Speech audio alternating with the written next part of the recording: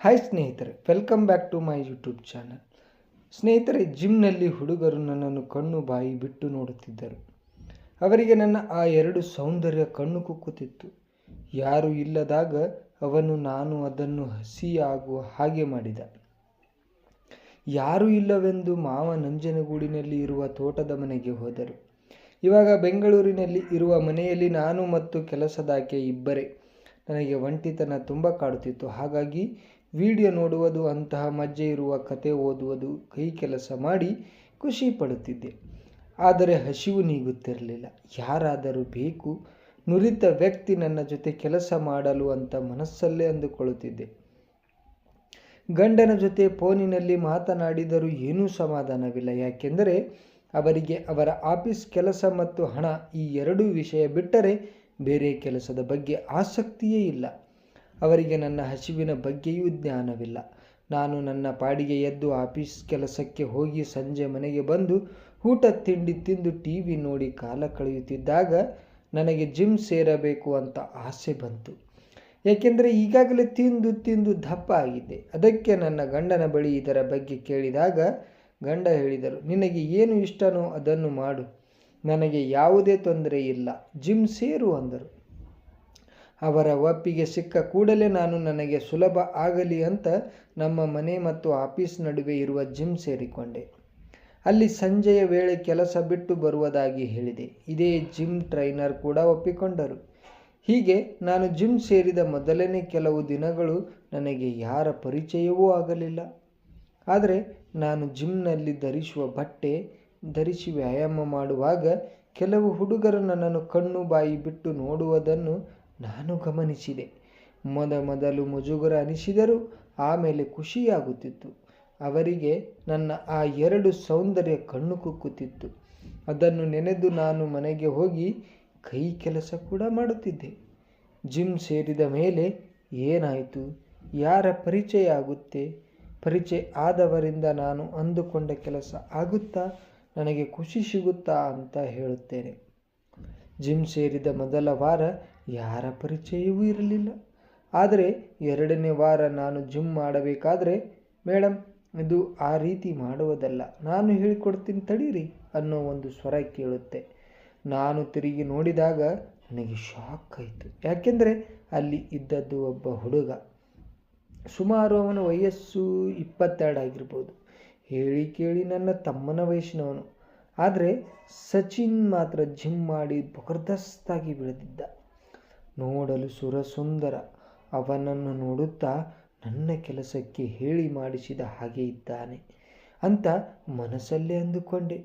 ಅವನನ್ನು ನೋಡುತ್ತಾ ಹಾಗೆ ನಿಂತಿದ್ದೆ. ಆಗ ಅವನು, ಮೇಡಮ್ ಏನಾಯಿತು, ಇವತ್ತು ಟ್ರೈನರ್ ಬರಲ್ಲ, ಅವರ ಬದಲು ನಾನೇ ನಿಮಗೆ ಹೇಳಿಕೊಡಬಹುದಾ ಅಂದ. ನಾನು ಸರಿ ಹೇಳಿಕೊಡು, ಆದರೆ ನಿನ್ನ ಹೆಸರು ಹೇಳಿಲ್ಲ ನೀನು ಅಂತ ಕೇಳಿದೆ. ಅವನು, ನನ್ನ ಹೆಸರು ಸಚಿನ್ ಅಂತ, ನಾನು ಇರೋದು ಇಲ್ಲೇ ಈ ಏರಿಯಾದಲ್ಲೇ, ನಾನು ಈ ಜಿಮ್ಗೆ ಸೇರಿ ಸುಮಾರು 2 ವರ್ಷ ಆಯಿತು ಅಂತ ಅವನು ಸಾಫ್ಟಾಗಿ ಮಾತಾಡಿದ.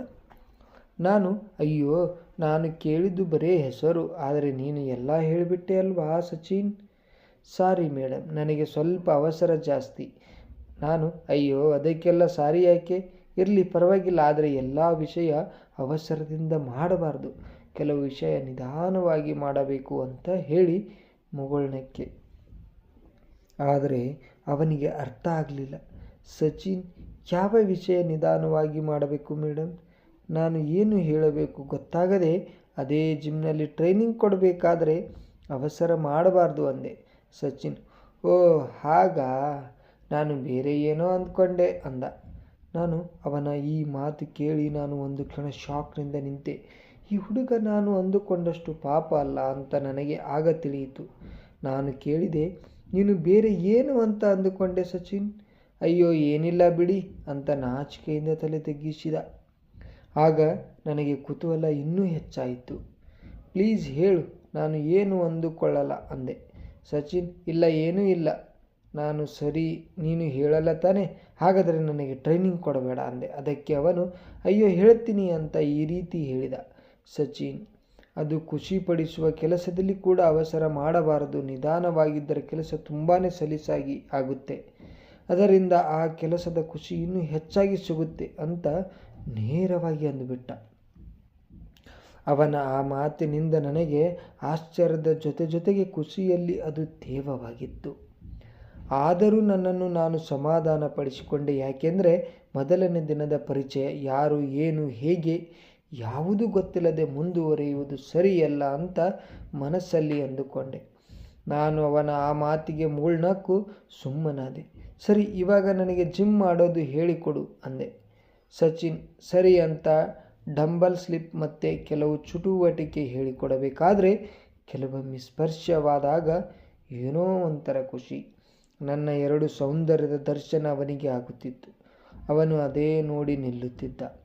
ನಾನು ಕೇಳಿದಾಗ ಏನೂ ಇಲ್ಲ ಮೇಡಮ್ ಅಂತ ಹೇಳಿ ಮತ್ತೆ ವ್ಯಾಯಾಮ ಹೇಳಿಕೊಡ್ತಿದ್ದ.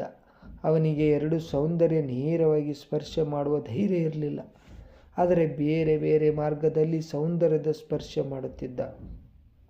ಅದು ನನಗೆ ತಿಳಿದರೂ ತಿಳಿಯದಂತೆ ನಡೆಸುತ್ತಿದ್ದೆ. ನನಗೂ ಏನೋ ಖುಷಿ. ಹೀಗೆ ಅವನು ನನಗೆ ಜಿಮ್ ಚಟುವಟಿಕೆ ಹೇಳಿಕೊಡಬೇಕಾದ್ರೆ ನನಗೆ ಒಂದು ಅನುಮಾನ ಬಂದು ಅವನಲ್ಲಿ ಒಂದು ಪ್ರಶ್ನೆ ಕೇಳಿದೆ. ಅಲ್ಲ, ನಾನು ಜಿಮ್ ಸೇರಿ 1 ವಾರವಾಯಿತು, ಆದರೆ ನೀನು ಯಾವತ್ತೂ ಕಾಣಿಸಿಲ್ಲ ನನಗೆ, ಯಾಕೆ ಅಂದೆ. ಸಚಿನ್, ನೀವು 1 ವಾರದಲ್ಲಿ ಯಾರನ್ನೂ ಕಣ್ಣು ಬಿಟ್ಟು ಸರಿಯಾಗಿ ನೋಡಿಲ್ಲ ಮೇಡಮ್, ಅದಕ್ಕೆ ನಾನು ಕಾಣಿಸಿಲ್ಲ ಅಂತ ನಕ್ಕ. ನಾನು ಹಾಗಾದರೆ ನೀನು ನನ್ನನ್ನು ನೋಡಿದೀಯಾ ಅಂದೆ. ಸಚಿನ್ ನಗುತ್ತಾ, ಹೇಗೆ ನೋಡದೇ ಇರಲಿ, ನಿಮ್ಮ ಈ 2 ಸೌಂದರ್ಯ ನನ್ನ ಕಣ್ಣು ಕುಕ್ಕುತ್ತಿತ್ತು ಮೇಡಮ್.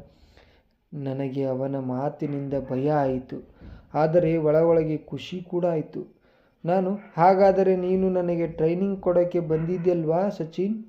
ಹಾಗೇನೂ ಇಲ್ಲ, ನಿಮಗೆ ಟ್ರೈನಿಂಗ್ ಕೊಟ್ಟು ಸೌಂದರ್ಯವನ್ನು ಹತ್ತಿರದಿಂದ ನೋಡೋಣ ಅಂತ ಬಂದೆ ಮೇಡಮ್ ಅಂತ ನಕ್ಕ.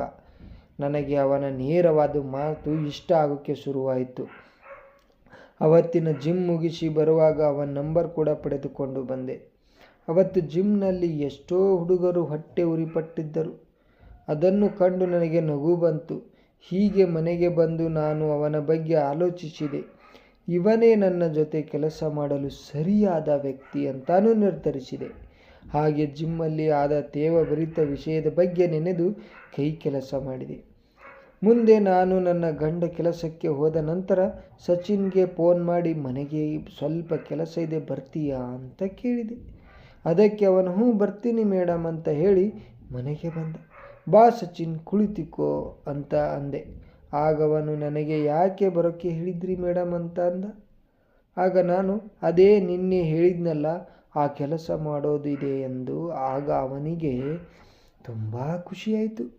ಆಮೇಲೆ ನಾನು ಬಾ ಒಳಗೆ ಅಂತ ರೂಮಿಗೆ ಕರೆದುಕೊಂಡು ಹೋದೆ.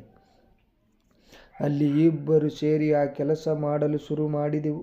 ಅವನಿಗೆ ಕೆಲಸ ಮೊದಲ ಸಲ ಆಗಿದ್ದರಿಂದ ಸ್ವಲ್ಪ ಭಯಪಡುತ್ತಿದ್ದ. ಆದರೆ ನಾನು ಅವನಿಗೆ ಧೈರ್ಯ ಹೇಳಿದೆ. ಏನಕ್ಕೆ ಭಯಪಡ್ತೀಯಾ, ಸರಿಯಾಗಿ ಕೆಲಸ ಮಾಡು ಅಂತ ಅಂದೆ.